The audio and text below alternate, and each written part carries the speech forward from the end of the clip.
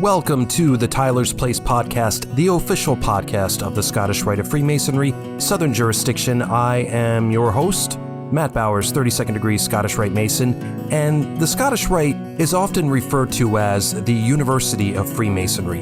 And we quite literally have all kinds of educational information at your fingertips, from podcasts such as this, the Scottish Rite Journal podcast, books, videos on our YouTube channel, but also we have the Master Craftsman Online College, which you can access at mastercraftsmancollege.org. If you are a Master Mason from a recognized lodge, you can access all of this information, all of this educational information at any time. And the brother we're speaking with today is Brother Drew Hill from the Orient of Alabama, and he was one of the first people to sign up for and complete the Ivory Key course, which was released last year on the Master Craftsman Online College. He's a very busy Mason in both Blue Lodge and Scottish Rite, family man, as well as serving our country in a military capacity, which we thank him for. Brother Maynard Edwards, 33rd degree Scottish Rite Mason, sat down with Brother Drew sometime late last year to get his take on everything the Master Craftsman Online College had to offer, and now you're going to hear that conversation between Brother Maynard and Brother Drew. Hope you enjoy it. My name's Drew Hill. I've been a Mason for about 3 years now. I got initiated back in August of 21 and was raised to the sublime degree of Master Mason in March of 2022. So I've been a Master Mason now for about 2 years. Home lodge is Twin City Lodge in Opelika, Alabama, Twin City 76. I'm currently the junior warden. Good for you. For the lodge. So after I was raised, pretty much immediately took a year hiatus due to military obligation. Had to go through a school, and so that took up about another year of my time. And the nights we met was the same night as lodge night. So I was straightforward with them. I was like, brothers, I plan on coming back, but just had to take a year hiatus. So I really, after getting raised and taking a year off, I really wasn't sure I didn't even want to call myself a Mason because I didn't know what it was to be one. And so then that's why I came back last May 23, and then they said, hey, welcome back. Let's go ahead and try to start working you into some of the positions so you can, learn some things. So start off as a junior steward. And then they said, well, here, why don't you try some of these different things too? Because I was eager to learn what it was to be, what it even meant to be a Mason. Because, you go through the degrees and you rush through it, you learn your catechisms, you give it back, and you're like, okay, well, at least the catechisms does go and teach you some of that. And so I was like, okay, well, I need to learn more. I was hungry for more. And sometimes I would ask, you ask a lot of brothers, but they're not always knowledgeable. Like, hey, what can you explain the cable to me? Can you tell me more about what the different symbols we use? And they're like, well, it's given to you right there. I was like, yeah, that's just hitting the surface of it. And so the illustrious Brother Daniel Robinson, who's in my home lodge and in my valley in Montgomery, is the valley I'm part of. So in our lodge, when we do the third degree, Valley has a third degree team. So they travel around. I'm sure it's that way in a lot of jurisdictions. But yep. Our valley travels around and helps the third degree because as I'm sure most jurisdictions, it takes quite a few people to put that on. So they do a great job. And upon, completing and being raised, they present you with a petition to join Scottish Rite. And I was like, okay, well, I'm not even sure what it means to be a Master Mason or to even be a Mason in general. So I was like, well, I'll put it in the back of my mind and wait a little while so this past December, one of the brothers put me on to, hey, you want to learn more? Scottish Rite, they've got something open to any Master Mason. It's called, the Master Steps. I was like, cool, let me try that out. So got on the website, went through it, and I was like, wow, that just really opened my eyes. And then in the lodge, and I was like, hey, do you mind, since I'm doing all this research and trying to improve myself with knowledge, can I start writing a few papers and present them in lodge? Because, as with some of the meetings, it's just meet, greet, meet. And I was like, well, this can be so much more. And so working with Brother Robinson, several other brothers in our lodge, we're trying to, really change things up in the lodge by giving some presentations in lodge, doing things a little bit different, and even adding a little extra flair when it comes to doing our degree work as well. Started going through some of the other things, decided to put in my petition for Scottish Rite, because after talking with Brother Robinson, he's like, hey, you definitely are Scottish Rite material if you're wanting to dig and wanting to do all this learning and self-knowledge. And so joined the Scottish Rite, started going through more of the Master Craftsman programs, did Y33, did Ordo Ab Cal, knocked out. You've hit them all, haven't you, brother? I'm working my way through it. I'm in wisdom and reflection right now. So that is the great thing about it. Like I was telling Brother Matt before you jumped on, that went through the reunion. We got 3 of the 5 that day, and then we came back in. I did that in May. So in June we did another one of the degrees, and in July we finished up the 32nd to do that. So it took 3 months to finally become a full-fledged 32nd degree Scottish Rite Mason. But I still wasn't sure, just like with Blue Lodge, here I was, I called myself a 32nd degree, but I wasn't sure what that was. So I was like, well, hey, Scottish Rite has the Master Craftsman College. And since I'd already been through several of the courses, I was like, well, let me just start jumping in and doing more. So I went ahead and did the Symbolic Lodge course. Read through Esoterica and, just really opened my eyes with that. And then I was like, well, I need to learn more about what the degrees are. And so that's why I'm working through Wisdom and Reflection right now. And so as I'm sitting here every week kind of getting on the Master Craftsman College, I saw a new one pop up. I was like, oh, the Ivory Key. I was like, well, let me see what that one's all about.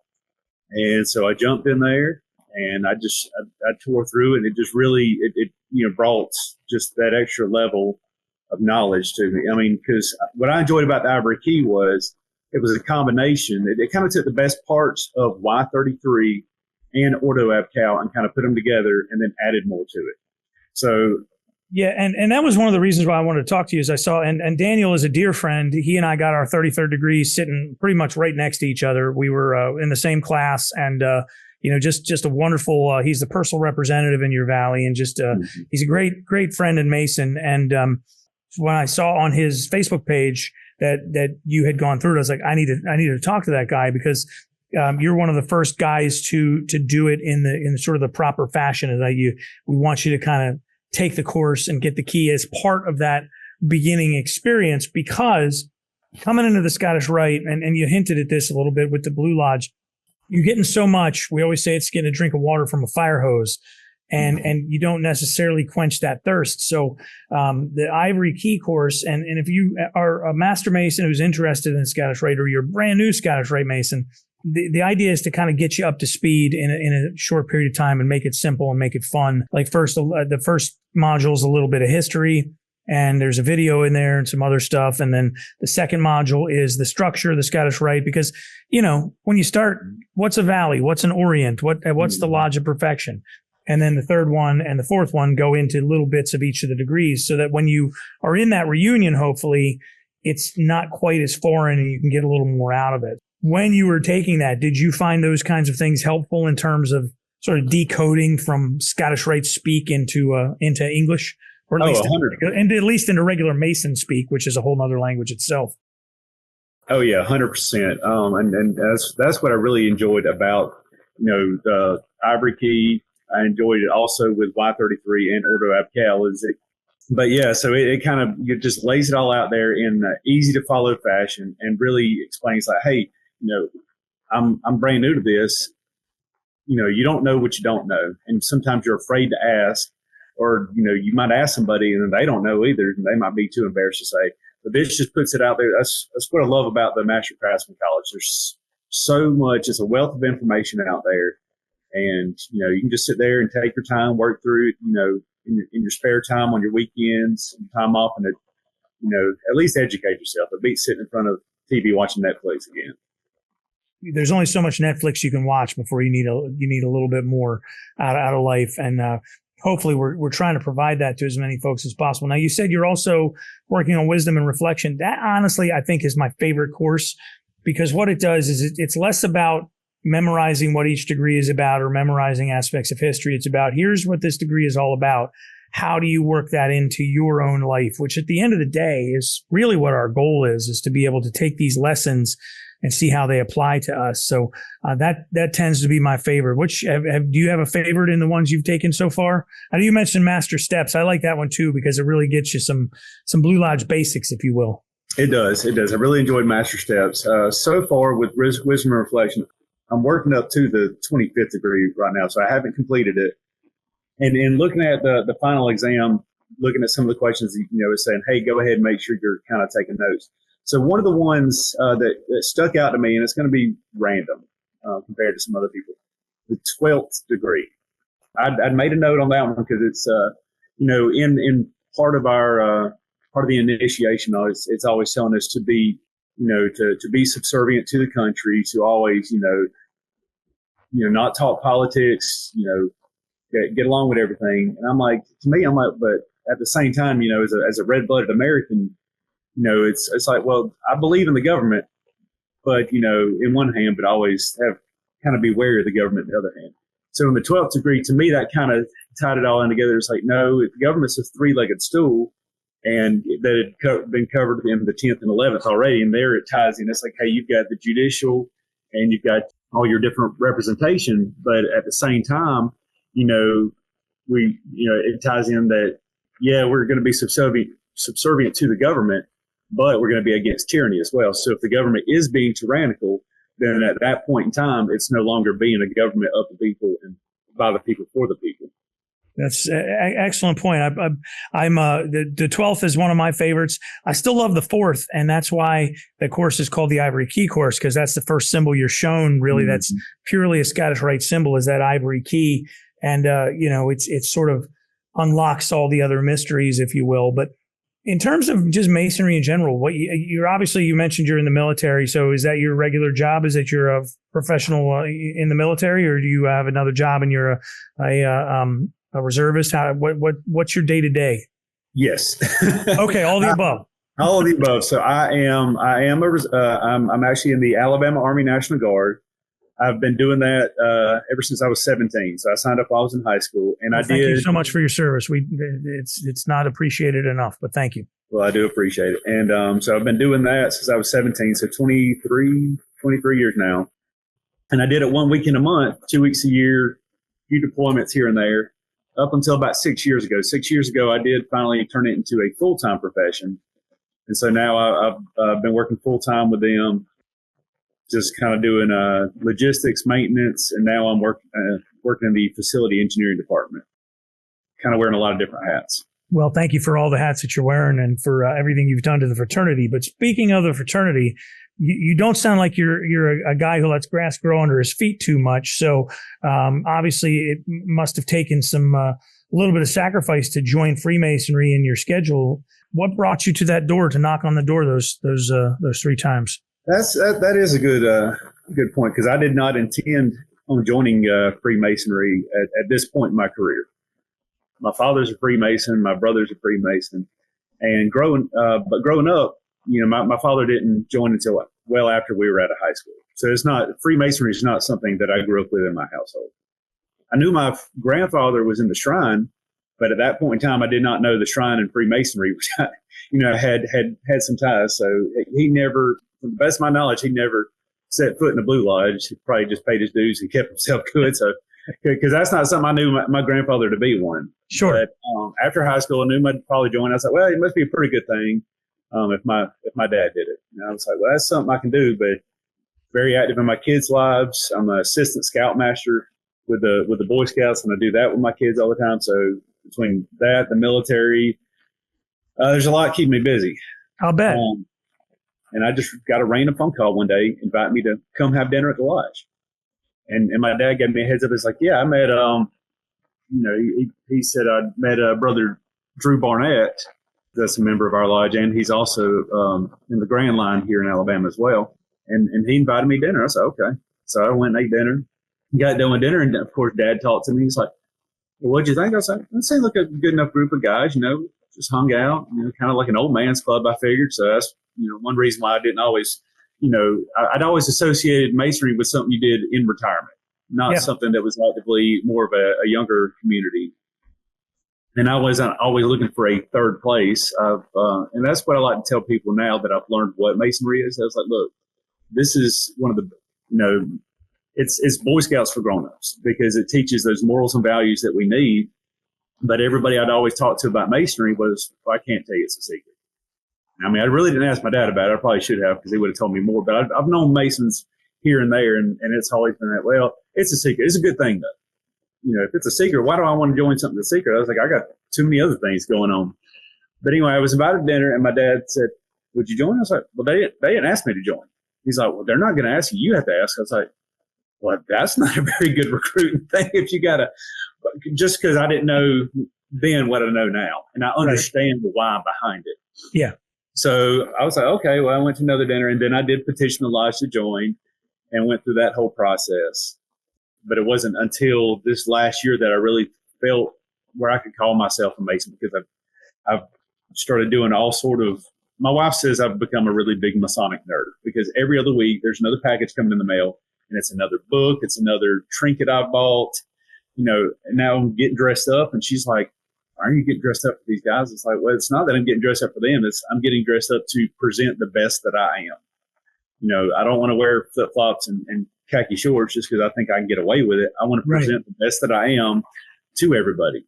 And that way, if I have somebody, visiting, I was like, I didn't even have dress clothes at this point, because I've been working in the military for 6 years now. So I left my 9-to-5 office job and I just threw all that out of my closet. And I said, oh, I need to buy some nice clothes. I really need to, present the best that I am, because I, very strong in my faith, but not necessarily a church going member. So I didn't dress up to go to church anymore. And it's like, well, this is, Masonry is not a religion, but in doing the readings, I've opened the Bible more in this last year, doing research and readings as, in learning more about the morals and teachings that Masonry, highlights and alludes to, than I ever did when I was going to church. Oh yeah, 100%, because it really asks you to investigate your own faith and investigate what you believe, and whether you're a Christian or whether you're Jewish or Muslim or some faith entirely else, whatever your teachings are from your individual faith, your individual religion, it really forces you to ask yourself some very specific questions, and gotta go do a little digging on your own. Brings up a point of scripture, and I gotta go read that and find out the whole thing. And then you have to get into it if you're doing it right. And I think that's why younger guys like yourself. And how old are you, if you don't mind my asking? I'm 41. Okay, so you're certainly not an old guy. By Masonic standards, you're an infant. Because you're right. It was for the last, I don't know, maybe 20 years or so, it did get to be, something that you did in retirement, because it did have, there are demands on your time. But I think, younger men now, your age, I'm just a little bit older than you. There's something, as you said, it's your third thing. It's not work and it's not home, but it's another good place to go and be. And my buddy Dave always says, these are where I get to choose my friends. It's not when you're younger, your friends are who happens to go to your school, which is, you can't affect. It's just where your parents decided to live most of the time. When you get older, your friends end up being whoever you work with, because you're just stuck with them all day long. But, Masonry provides you that third place to find a group of like-minded people that you can kind of hang out with and talk to and be friends with. And then it gives you stuff to do while positive things, work on charity, or even just have a fish fry or a random barbecue. There's always something that's going to engage you. So I like the way you said that. It's my third place. So that's a great way to put it. So, well, so what are your aspirations? I mean, do you want to become a worshipful master? You're junior warden, so you're on the way, baby. Whether you, that's a big deal. And I don't know what it's like in Alabama. In Maryland, becoming a worshipful master, it's a pretty big lift. It takes a little while, but I don't know how hard it is in Alabama. It is. I figured out it's not for everybody. And my biggest thing is I definitely want to be, I'm a leader, whether I'm in or out of uniform. And so I don't like to sit on the sidelines. And if I see something that I feel we could change and do, and that's kind of how I ended up in the spot I'm in now. I was just sort of saying, hey, why don't we do this? Or, well, we've always done it that way. We've never done it. And I was like, look, I hear that at work too. And that's what kills any organization. I was like, we've got, some younger ones coming in. We don't have a lot of the old hats that are preaching that at our lodge, so if we find something we want to change, we all get together and just start making small changes here and there, just try to make it more interesting and better for us while staying within the rules and guidelines. So I started speaking up and said, hey, why don't we do some education? Yeah, that's all for it. So I started off as a junior steward last year, and then I was like, okay, well, that's cool. And then somebody wouldn't show up, and I'm like, well, here, just go sit in that chair for this meeting and do something. And I was like, well, just like with the military, I've always learned that, learn your place and then learn the, place of the next position up. That way you can always fill in on somebody. And not only was I learning that position, then I filled in as, a junior deacon, senior deacon, and I never left my home lodge. Well, the opportunity with the military is they're sending me all over the state on drill weekends. And so I would find myself in, the middle of nowhere, Alabama, but there's a lodge there. So I'm sitting there looking up. I was like, hey, who's meeting on Thursday night? Who's meeting on Friday night? Let me find a meeting. And, just because I was like, even though I've got people I can hang out with, I'd go meet people I never would have met in any other walk of life. And so I started going to some of these little country lodges, and I'd show up and I'm like, wow, who are you? You're showing up with a blazer on and a tie and walking around with a briefcase. I went full Masonic nerd. I bought a briefcase. I've got a traveling apron. I've got all the little things. Good for you. My wife said, wow, you're just, you're a big nerd. I was like, you. I'm a big nerd, but everybody's like, are you from like the Grand? I was like, no, I'm just a regular lodge brother. I'm just traveling around here for drill weekend. And in going to one of those country lodges, they happen to be doing the second degree. And so I showed up and I was like, hey, can we put you to work? I was like, sure. I was like, here's the different roles I know. I know how to be senior deacon. Like, oh, and it was actually a past Grand Master that was talking to me there. And he's like, do you know the second degree lecture? Or we call it stair lecture. Some do. Winding stairs. Yep. Mm-hmm. Yep. The winding stairs. I've heard some places call it the middle chamber lecture. Yeah, so that one too. It's all the same thing. All the same. But I was like, oh, no, I didn't know I was supposed to know that. They're like, well, I'm looking at this whole lodge, and none of the members of that lodge knew it. They brought in somebody from the outside of teaching. I was like, well, if that's supposed to be one of the senior deacon's responsibility, maybe that's something I need to learn. Even though I'm pro-temping in that role at my lodge, I was like, I need to start learning more and more of the ritual work, especially if I do have aspirations of being a worshipful master. And I was like, well, I didn't at first because I wanted to take the time to learn each role individually. So I went from junior steward to junior warden in a year. And I'm like, oh, well, I better step up and really start learning. So it's kind of thrown me in the hot seat. But at the same time, I was like, well, hey, I'm in line to be worshipful master. That is a desire I have, but that's because I'm a leader at heart. Yeah. Well, when you said that, it kind of definitely is. I don't know what the right way to say this is. I don't want to compare what I do to what you do. Your job's important. I've been a radio DJ and a guitar player my whole life, so it's sort of a goof. But I looked around at some point and said, I want to learn more about leadership. And, I realized Freemasonry, some of the best leaders the country's ever had were Masons. So, that's what brought me to that door.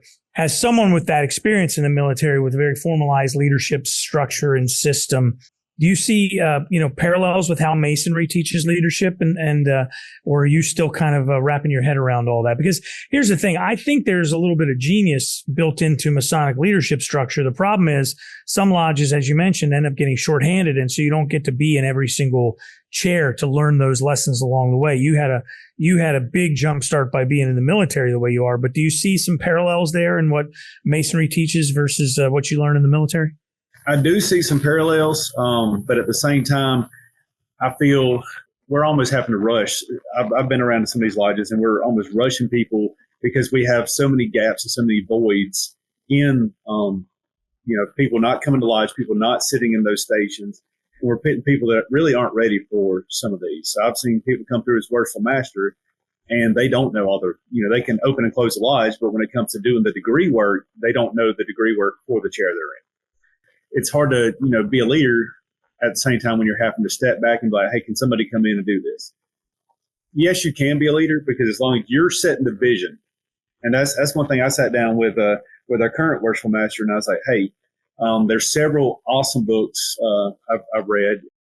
Hammer's book for Observing the Craft. So Observing the Craft was like one of the first ones I read and just really set me on fire for masonry. And then I read Craft Driven Lodge by Daniel Hrinko. That's a and good then one. finally, 7 Habits of a Highly Effective Lodge. There's like 3 of the best ones I could, give to any new worshipful master and have them read just to kind of get an overall and say, hey, you set the tone, you set the vision. But I see a lot of them come in and they just, they do the work, but they don't necessarily set the vision. And that's one thing from coming from the outside in. I was like, hey, I know what it means to be a leader because I do it day in and day out. I've been through so many schools, it just comes out my ears at this point. But that's what every lodge needs to realize is like, hey, what are we wanting to do? Are we just wanting to get together and have some fellowship, or do we need to set goals? And that's when I, sat down with the current worshipful master. I was like, okay, hey, it was me, the previous worshipful master, the current one, junior or senior warden, and then myself as junior warden. We all, say, hey, here's the line. Let's make sure that, you're currently driving this year's goal. But, not just this year, we need to make sure that we tie it in with next year. So not saying that senior warden's going to step up next year, but that's kind of how the line works. And that's what the position he's wanting to do. So, we're just going to keep driving up and keep improving the lodge in that aspect because, you need to have near-term goals and long-term goals. And a lot of people in their personal lives don't have that, so they don't think to bring that to the lodge as well. And that's what a leader really does, is he comes in and he says, hey, and I sit down with every one of my soldiers I get a chance to, I was like, in both your military career and your personal life, what are your short-term and long-term goals? Well, it needs to be the same thing at a lodge. That worshipful master is setting the vision for his current year and also setting the lodge up for success for years to come. So he may not can have a say in what comes next year, but if he gets everybody on board, it's like, hey, here's an initiative. I think it's going to be a great thing. And, we'll try it out this year. If it works, great. Maybe we'll continue it after I'm gone. And if not, we at least know that here's where we want to be. That didn't work. So let's find something else that's going to keep, driving us toward the goal.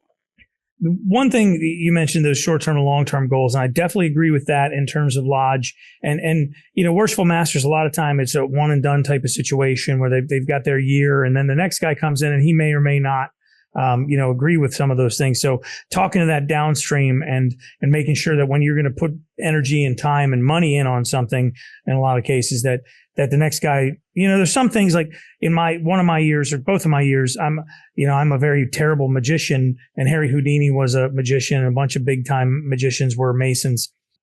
So in my year, I want to do a magic show. Now I don't expect everybody to bring in a magician and do a family night magic show. That was something that was special for my year. But then there were other things we did, like our Christmas things that we do every year that, they build and build and build, and you have to make sure everybody is on board with that.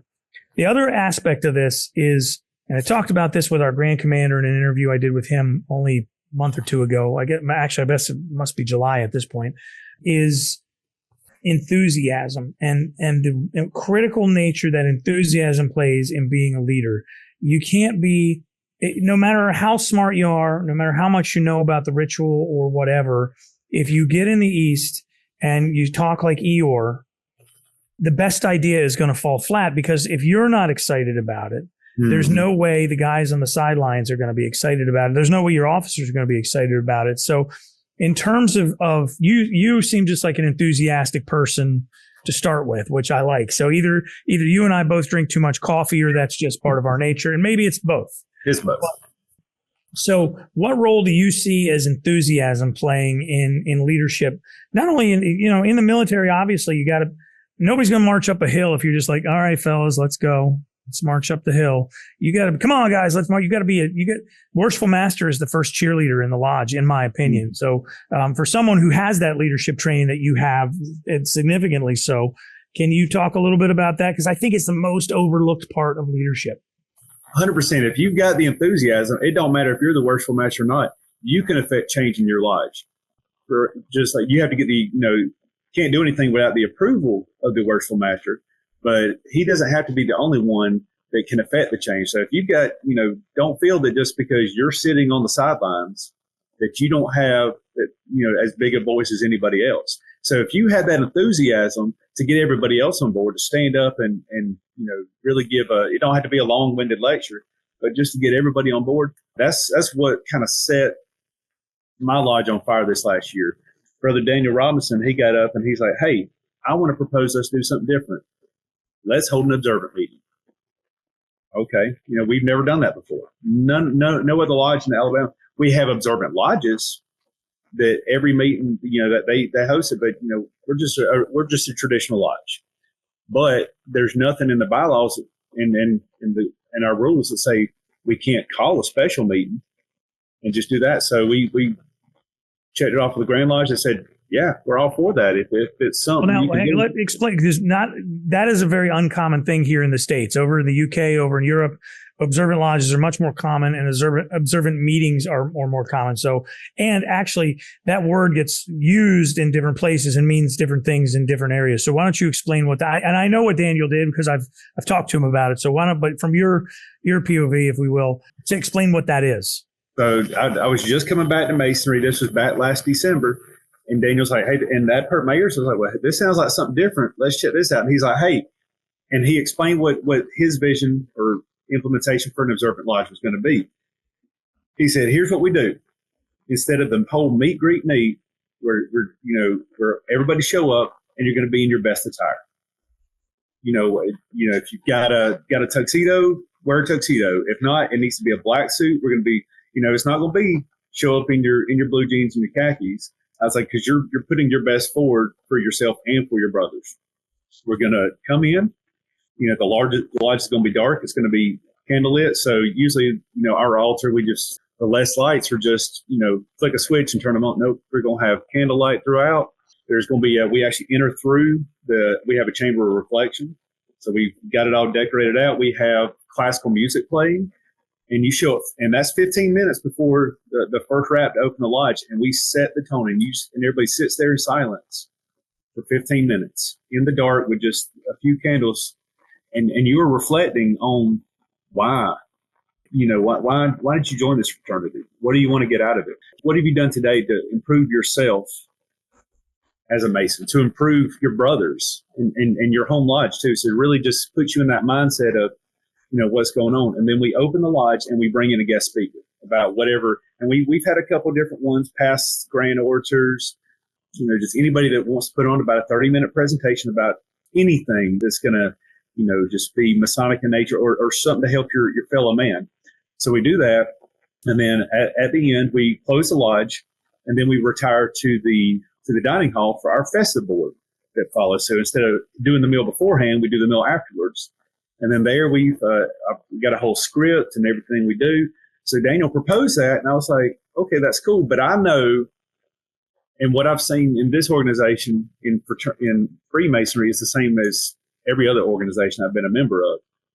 You've got good idea fairies. So some people will come up with a grand idea, but if you don't get buy-in and get help from anybody else, all the work falls on their shoulders and they can't do anything. And I was like, I see this as something that's going to be amazing for our lodge.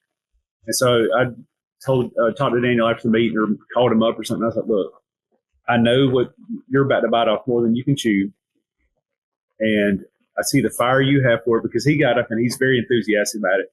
And that lit a fire in me. I was like, hey, this is gonna be wonderful. So I was like, I'll tell you what, you do this, I'll handle the festival. So we pretty much just cut it down the middle. You handle the lodge, you figure out, send out invitations, get the RSVPs, and I'll handle the festival part of things. So I started doing research, getting online, seeing who else, the military taught me, don't recreate the wheel.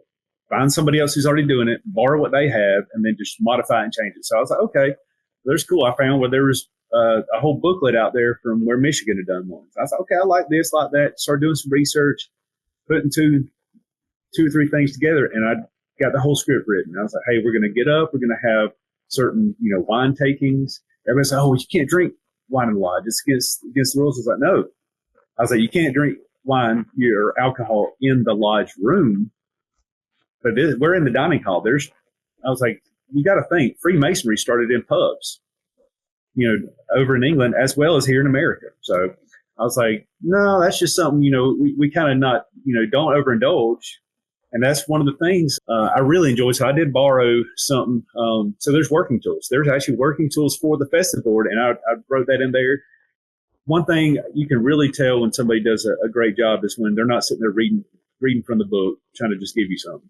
So I try to, as with learning the stair lecture, I want to make sure, I sat down with a well-educated brother that could teach me. So same thing with the festive board. I was like, I could sat there and just read through the script and put on something that everybody would have enjoyed. But I know that if you're going to have that enthusiasm, it helps to know the work. And so I stood up and I gave the presentation for the working tools of the festive board. So once everybody got seated, I stood up and I was like, hey, it's the fork, knife, and tumbler, and explained to us, like, these are everyday items we use. Like, we don't always use a square and compass. We're not always architects or carpenters, but we all going to eat.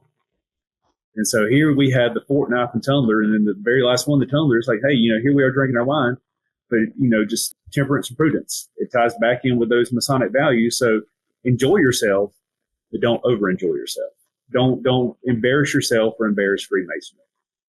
And so just putting all that together, we've done it twice now. I think that's going to work out about, because it takes a lot of time and effort for the people doing it. But now, my only fear is it's like, okay, we're going to keep, Daniel and myself still take on, you got a couple of people that take all the ownership of it. But at some point, you got to get everybody else involved to start taking on more and more. And so now as junior warden, I'm still trying to do the same thing. I was like, hey, I'm, bring the craft from labor to refreshment. So I'm not sure every lodge is like this, but, as junior warden, it's my responsibility to make sure we have a meal prepared for all the brothers. And you just ask my wife, I'm a pretty decent cook. I do all the cooking at the house. And so I've kind of brought that flair to the lodge as well.